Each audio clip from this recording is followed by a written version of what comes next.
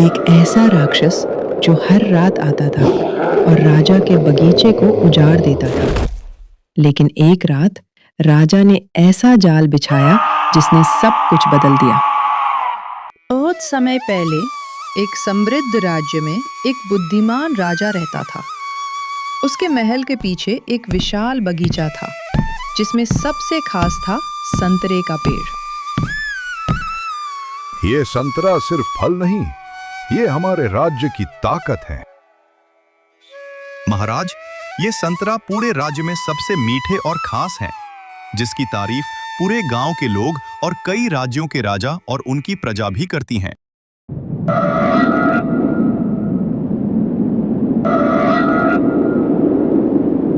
लेकिन एक रात कुछ भयानक हुआ। मुझे भूख लगी है और ये सारे फल मेरे हैं, कुछ भी नहीं छोड़ूंगा। और इधर राजा अपने महल में चैन की नींद सो रहे थे। उसने एक एक करके सारे फल खा लिए और पेड़ खाली हो गया। सुबह जब माली बगीचे की रखवाली करने पहुंचा तो वह ये मंजर देखकर चौंक उठा और दौड़ते हुए राजमहल पहुंचा। महाराज गजब हो गया। आज सुबह जब मैं बगीचे में गया तो देखा सारे संतरे पेड़ से गायब है। क्या? ये कैसे हो सकता है? कल तक तो सारे संतरे पेड़ पर थे, आज ऐसा कैसे हो गया? राजा बगीचे की निरीक्षण के लिए निकले। राजा ने जमीन पर बड़े बड़े पेड़ों को जड़ से उजाड़ा हुआ देखा। ये काम किसी इंसान का नहीं, ये बड़े और ताकतवर राक्षस का काम है जो इतनी आसानी से पेड़ों को उजाड़ फेंका है। राजा अपने महल में टहलते हुए एक योजना के बारे में सोचते हैं। आज रात तुम लोगों को जागते हुए दूसरे बगीचों की निगरानी करनी है और देखना है कि कौन सारे फलों को तोड़कर लेकर जा रहा है।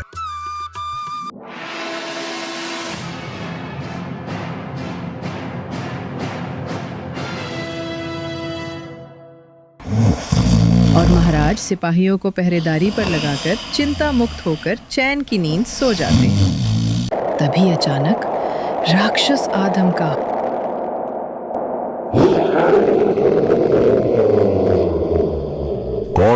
कौन है जो मुझे रोकेगा?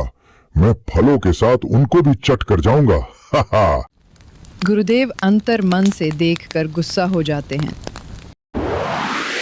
राक्षस अपनी असीम शक्तियों से पल भर में पहरेदारों को मौत के घाट उतार देता है। इस घटना को अंजाम देने के बाद वह अपने घर को लौट जाता है। महाराज, आपके लिए एक दुखद समाचार है। बगीचे की रखवाली कर रहे दोनों पहरेदारों को रात में राक्षस ने मार गिराया।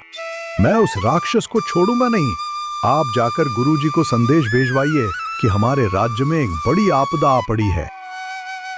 जी महाराज, जैसी आपकी आज्ञा। बहन, महाराज ने आदेश दिया है, दिन ढलने के बाद कोई भी घर से बाहर नहीं जाएगा। रात में एक राक्षस घूम रहा है। हाँ, मैंने भी सुना है कि राजा के फलों के बगीचे को राक्षस ने उखाड़ फेंका है और सारे फलों को चट कर चुका है।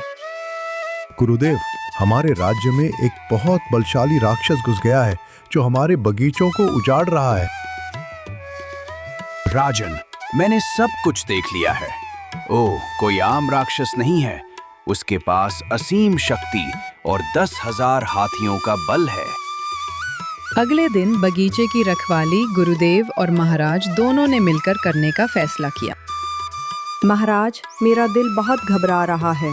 आप कृपया करके बगीचे की रखवाली करने ना जाएं। महारानी, आप खामोखा इतना डर रही हैं। मुझे कुछ नहीं होगा। मेरे साथ गुरुजी भी जा रहे हैं। वो राक्षस को खत्म कर देंगे। उस दिन गुरुजी और महाराज दोनों मिलकर फलों से लदे बगीचे की रखवाली कर रहे थे और इंतजार कर रहे थे राक्षस का। लेकिन हुआ कुछ अलग। बचाओ बचाओ, राक्षस आया, बचाओ बचाओ, बचाओ बचाओ, राक्षस आया, बचाओ बचाओ।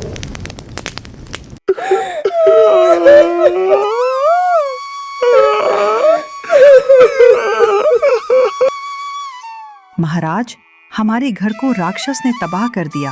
रहने का कोई ठिकाना नहीं बचा। अब हम लोगों का क्या होगा महाराज?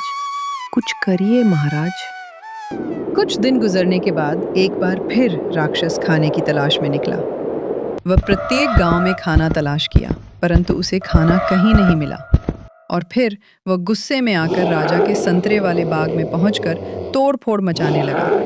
जब उससे उसका मन भर गया तो वो राजा के सेब के बगीचे में जा पहुंचा। दुष्ट राक्षस, तुम्हारा अत्याचार बहुत बढ़ गया है।